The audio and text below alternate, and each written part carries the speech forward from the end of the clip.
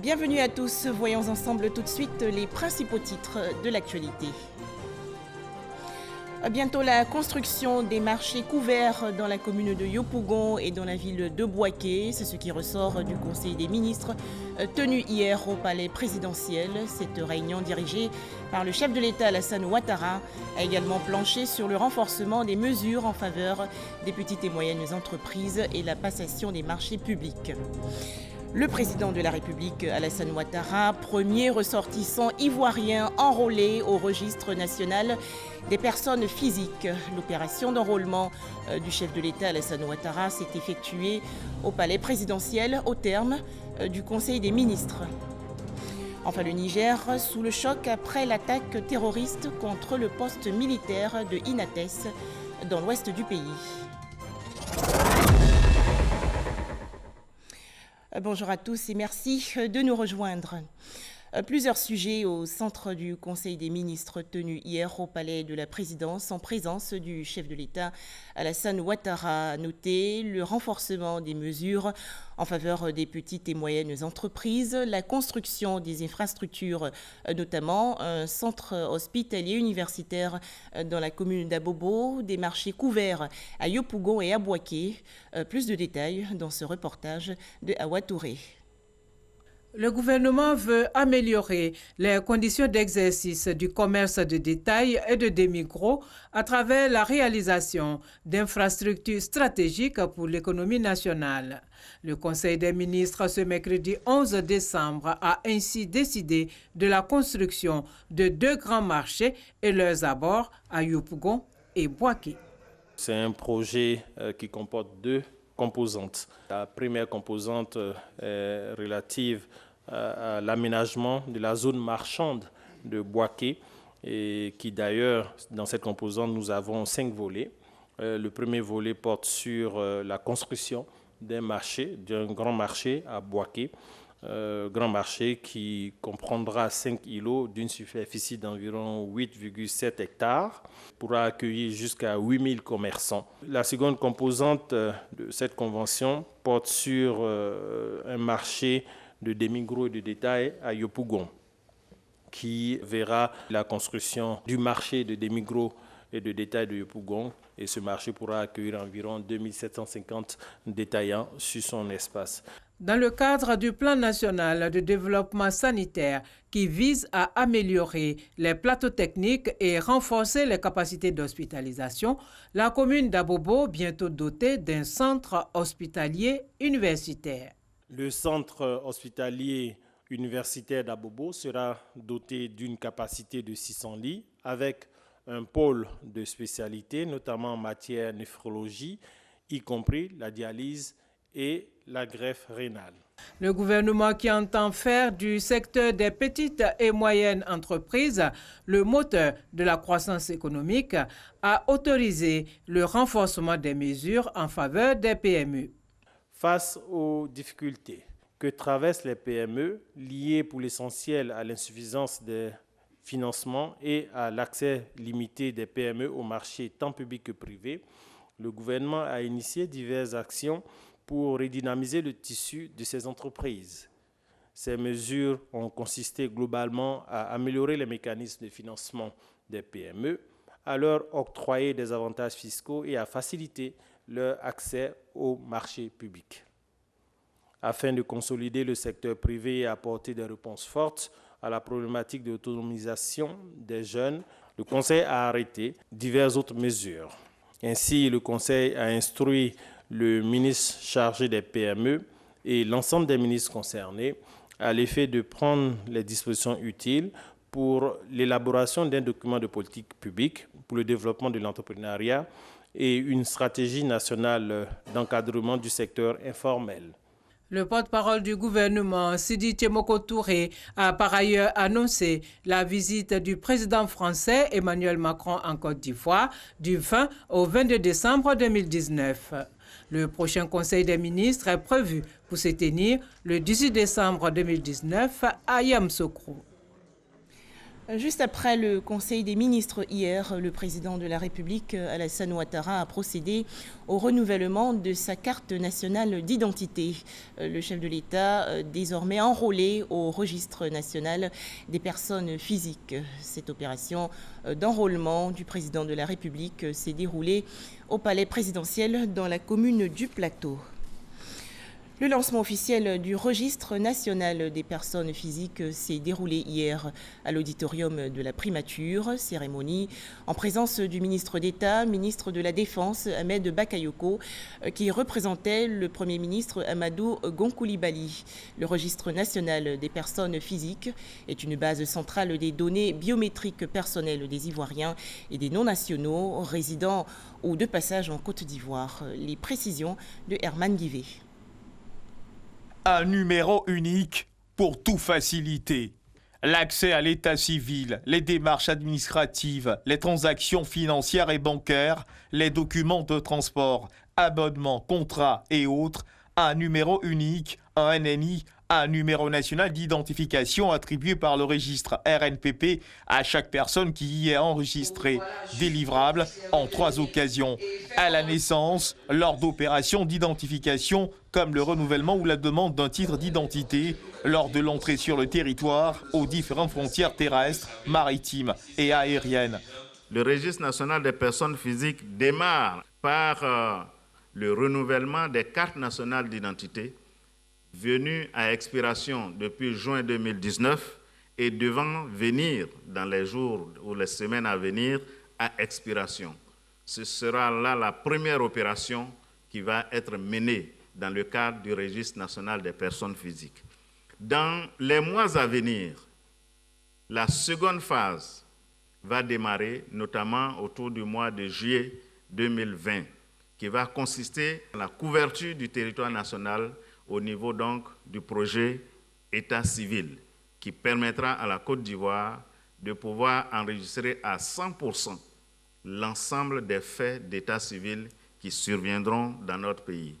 Dans les jours qui suivent, des supports d'information seront mis à la disposition du grand public, afin que dans un avenir très proche, tous les Ivoiriens puissent figurer au registre national des personnes physiques. Le RNPP, un atout indéniable pour la sécurisation des biens et des personnes. À l'aéroport, vous pouvez passer juste avec votre empreinte, on sait que c'est vous. Et la base de données vous relie à un visa et vous relie à un passeport et vous pouvez passer sans qu'on vous embête. Si vous sortez d'Abidjan, et quand vous sortez, vous n'avez pas besoin de carte d'identité parce que les données que vous avez en vous vont être reliés. Donc ça permet un très haut niveau de sécurité. Représentant le Premier ministre Amadou Gon Coulibaly, le ministre d'État, ministre de la Défense, Ahmed Bakayoko, n'a pas manqué d'insister sur le bouleversement positif qu'engendrera la mise en œuvre du RNPP sur le quotidien des populations. À terme, le citoyen pourra se faire délivrer ses documents administratifs, notamment des actes d'état civil, sans avoir à se déplacer de son lieu de résidence habituel. Le RNPP est ainsi un outil moderne qui participera directement au développement socio-économique de la Côte d'Ivoire. Le RNPP, c'est plusieurs avantages, tant pour l'État, pour les personnes physiques, mais également les entreprises privées et administrations publiques. Sa mission première, moderniser de façon systématique le système d'état civil à travers l'utilisation de procédés électroniques à la pointe de la technologie. Toujours en Côte d'Ivoire, 3 élèves tués lors des affrontements dans certains établissements scolaires pour réclamer des congés de Noël 2019 anticipés. La ministre de l'Éducation nationale, de l'enseignement technique et de la formation professionnelle a convoqué hier une réunion avec la communauté éducative. Kandia Camara annonce des mesures fermes contre les élèves perturbateurs. Le point avec Amadou Ouattara. Des élèves décédés lors des récentes violences à l'école. Perturbations liées au départ par anticipation pour les congés de fin d'année décidés par certains élèves. Ces perturbations d'une extrême gravité ont suscité une rencontre de crise. À l'initiative du ministère de l'Éducation nationale, de l'enseignement technique et de la formation professionnelle, cette rencontre a permis aux membres du gouvernement présent de dépeindre la situation et d'inviter les parents d'élèves à davantage d'engagement dans l'éducation de leurs enfants. Au niveau d'Abidjan, il y a eu 20 personnes interpellées et il y a 14 qui ont été déférées. À Bangourou, il y a 2 élèves qui ont été interpellés et ils ont été déférés. À Daloa, malheureusement, un élève est décédé. Il y a eu 14 interpellés. Tous les 14 ont été déférés. À Gagnoa, 33 élèves ont été interpellés, 15 ont été déférés. À San Pedro, il y a 11 élèves qui ont été interpellés et tous déférés. Au niveau de Dimokro, on a noté un décès qui vient compléter à 3 en comptant celui d'Anyama, le nombre d'enfants que nous avons perdus dans cette situation. Ça interpelle la responsabilité de tous les parents, mais je pense aussi que ça interpelle toutes les communautés, l'implication de toutes les parties prenantes. Et dans chaque région, nous devons tous nous impliquer. Après avoir pris bonne note des propositions des parents d'élèves, composées de guides religieux et de chefs traditionnels, la ministre Kandia Camara annonce des mesures. L'enfant qui a été assassiné à Nyama était le fils unique de ses parents. Je retiens que les parents de Côte d'Ivoire eux-mêmes demandent que les auteurs soient poursuivis. Tous les enfants qui ont commis ces actes, que ce soit ici à Abidjan ou à l'intérieur du pays, tous ces enfants qui ont fait des casses, les parents seront tenus de rembourser les frais de réparation de toutes les casses commises dans tous les établissements de Côte d'Ivoire. Tous seront radiés de toutes les écoles de Côte d'Ivoire, publiques comme privées. Les congés scolaires de fin d'année sont prévus pour le 20 décembre 2019. Tout élève contrevenant au calendrier scolaire s'expose à la rigueur de la loi. Un tout autre sujet à présent, plusieurs pays du monde subissent les conséquences du changement climatique. Ils participent actuellement à la COP25, la conférence internationale des Nations Unies sur le climat à Madrid en Espagne. Alors quelles mesures pour lutter contre ce fléau? L'ambassadeur de la Côte d'Ivoire en Espagne, Jean-Roger Kouadio-Boifo, se prononce. L'ambassadeur de la Côte d'Ivoire en Espagne a porté la voix du pays en ce qui concerne la lutte contre les changements climatiques à la tribune des Nations Unies. Il a mis en exergue les conséquences des changements climatiques et ses effets néfastes en Côte d'Ivoire d'ici quelques années. Nous devrions assister en Côte d'Ivoire à l'horizon 2050, entre autres, à une hausse de la température de 2 degrés en moyenne pour l'ensemble du pays, avec un pic qui peut dépasser 3,5 degrés en janvier et des hausses de température plus élevées au nord qu'au sud. Une variation des précipitations allant d'une baisse de 9% en mai à une hausse de 9% en octobre. Une élévation du niveau de la mer de 30 cm prévue le long des côtes ivoiriennes. Face à ces effets néfastes des changements climatiques, la Côte d'Ivoire s'engage dans le cadre de la révision de ses contributions déterminées au niveau national à un rehaussement de son ambition. L'accent sera mis sur la gestion durable des forêts dans un contexte de préservation, réhabilitation et extension de nos forêts avec pour objectif de 20% de couverture nationale forestière en 2030. Une agriculture respectueuse de l'environnement et intelligente face au climat. La promotion de l'économie circulaire par la valorisation des déchets et l'accroissement de l'utilisation des énergies renouvelables. L'ambassadeur de la Côte d'Ivoire en Espagne invite les pays contributeurs au Fonds vert pour le climat à honorer leur engagement de façon significative. Il invite par ailleurs le Fonds vert à alléger les conditions d'accès à ces ressources. On faisait le point avec Grace Kando. Des experts de l'Organisation de l'aviation civile internationale actuellement en Côte d'Ivoire. Objectif, suivre et évaluer les activités d'opération aérienne desservant les différents aérodromes ivoiriens. Les précisions de Francis Boifo. La Côte d'Ivoire est devenue membre du Conseil de l'Organisation de l'aviation civile internationale OACI pour le mandat 2019-2022 depuis octobre 2019. Le pays a également intégré le panel sûreté et un expert ivoirien vient d'être élu à la commission de la navigation aérienne. Des avancées selon le représentant du ministre des Transports, Ahmed Diomandé, au lancement de la phase complémentaire de l'audit de l'OACI sur la licence des pilotes et du personnel d'aviation ainsi que la navigation aérienne. Ces deux domaines couvrent 250 questions de protocole. La première phase de l'évaluation du système d'aviation civile ivoirienne a porté sur l'organisation, la législation, les aérodromes, les opérations aériennes et la navigabilité et concernait 690 questions de protocole. À travers ces inspections, l'État veut s'assurer que son système d'aviation répond aux exigences de l'OACI. Il souhaite atteindre un taux élevé de conformité aux règles de l'OACI de 80% cette année, contre 64% en 2014, s'appuyant sur les réformes et projets réalisés ces dernières années sous la supervision de l'Autorité nationale de l'aviation civile, ANAC. C'est que l'ANAC a l'ambition d'introduire une demande auprès de l'aviation civile américaine pour être classée en catégorie FAA et permettre à la compagnie nationale Air Côte d'Ivoire d'effectuer des vols directs à destination des États-Unis d'Amérique à partir de l'aéroport international Félix Houphouët-Boigny d'Abidjan. 1360 milliards de francs CFA de la Banque africaine de développement pour financer 37 projets en Côte d'Ivoire. Les différents coordonnateurs des programmes financés par la BAD ont pris récemment part à un atelier portant sur la revue du portefeuille des projets BAD 2019. Retrouvons Francis Boifo.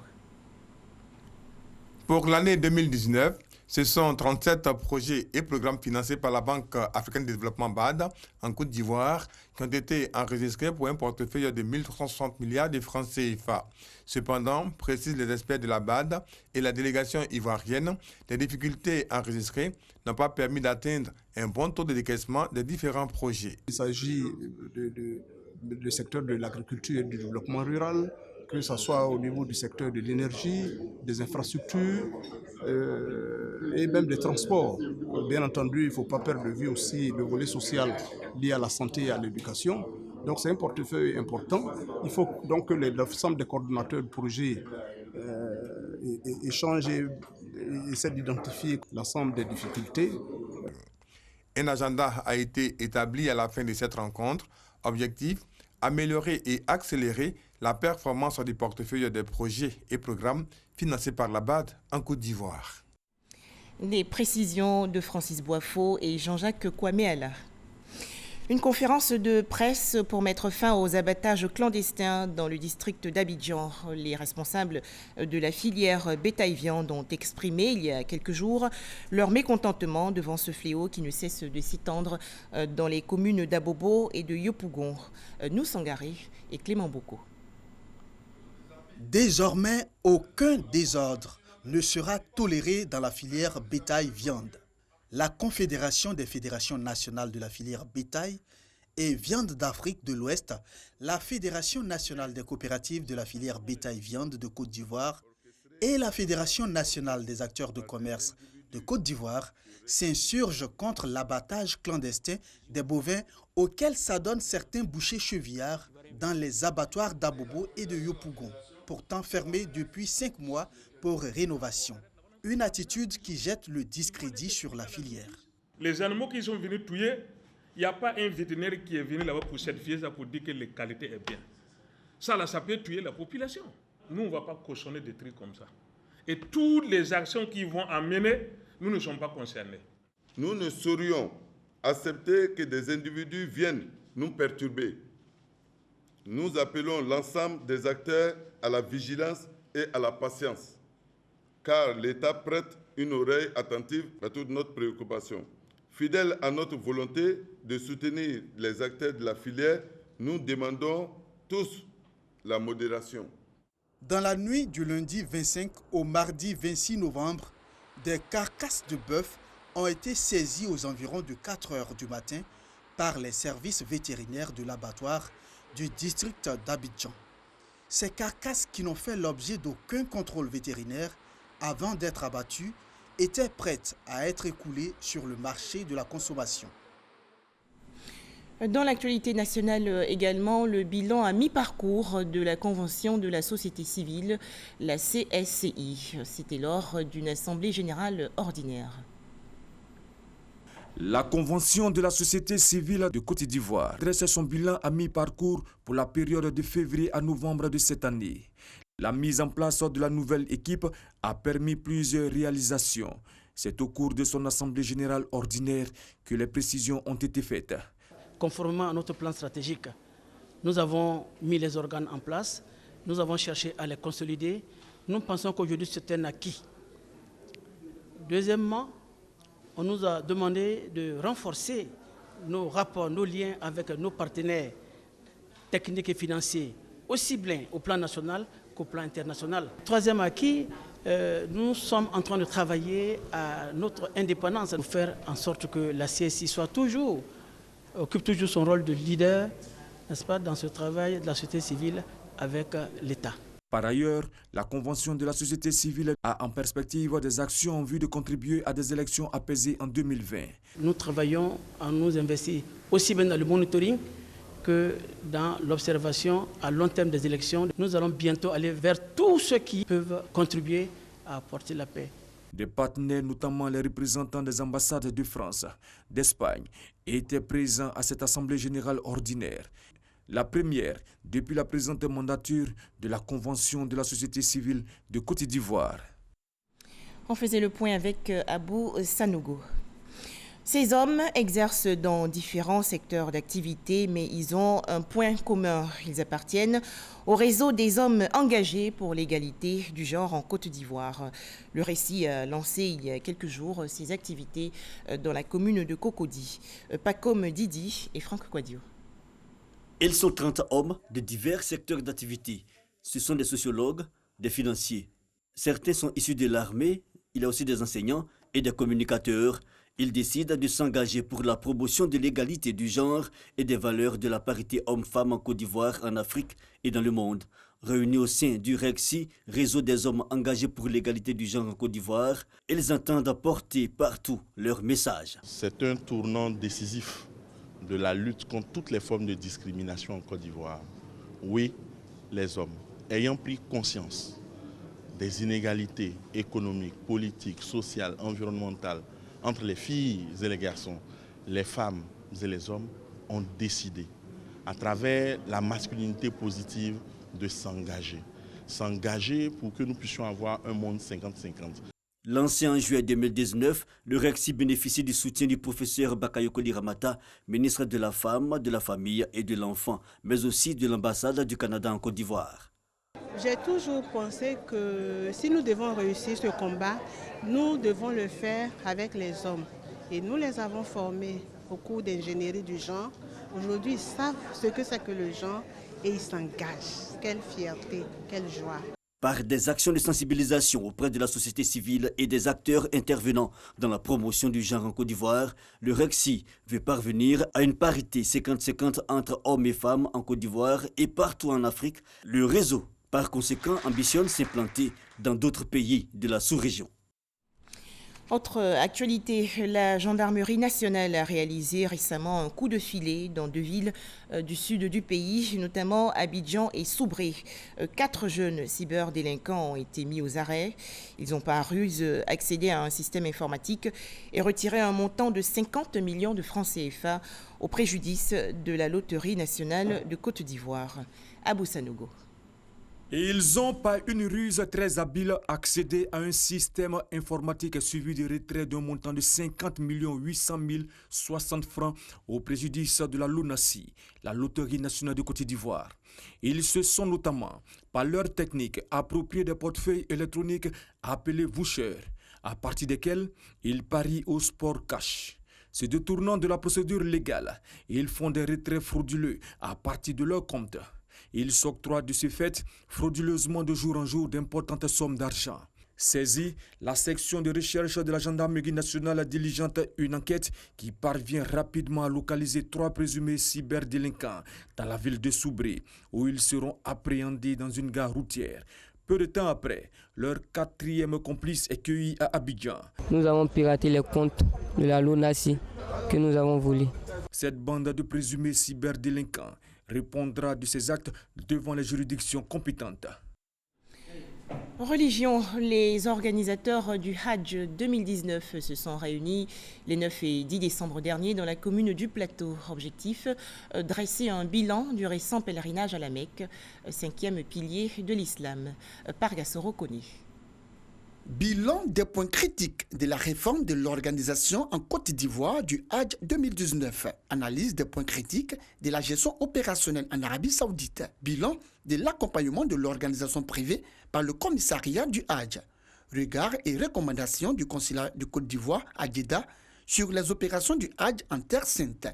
Ce sont entre autres exposés développés au cours du séminaire bilan du Hajj 2019. À l'issue de la rencontre, des suggestions et des recommandations ont été faites en vue d'améliorer l'organisation du pèlerinage à la Mecque en Côte d'Ivoire. Il y a des activités traditionnelles du Hajj, mais tout ce qu'il y a de nouveau, comme les instructions qui ont été données par M. le ministre en 2019, sont toujours d'actualité. Nous nous félicitons des résolutions de ce séminaire qui véritablement prend en compte les recommandations du consulat général par rapport à une amélioration qualitative de l'organisation pèlerinage à la Mecque. Pour le commissariat du Hajj et les opérateurs privés, les résolutions de ce séminaire bilan, une opportunité en vue de parfaire l'organisation du Hajj et contenter les pèlerins. Les recommandations données tout à l'heure par le comité de surveillance ont été bien prises par le commissariat et Inch'Allah nous allons les appliquer. Nous sommes pris comme modèle et exemple par d'autres pays de la sous-région.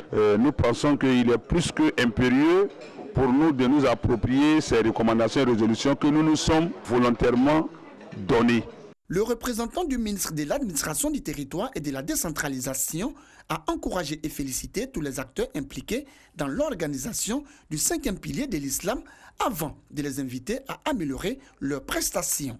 Tout ce que l'État décide en termes de résolution soit respecté par tous les partenaires pour l'amélioration continue de ce Hajj en Côte d'Ivoire. Lecture de motion de remerciements au ministre de l'Administration du Territoire et de la Décentralisation, au président du COSIM et au président de la République, Alassane Ouattara, pour son implication à la réussite de l'organisation du pèlerinage à la Mecque, a mis fin à ce séminaire bilan du Hajj 2019 autour du thème « Impact des réformes sur les performances de l'organisation du Hajj 2019 ».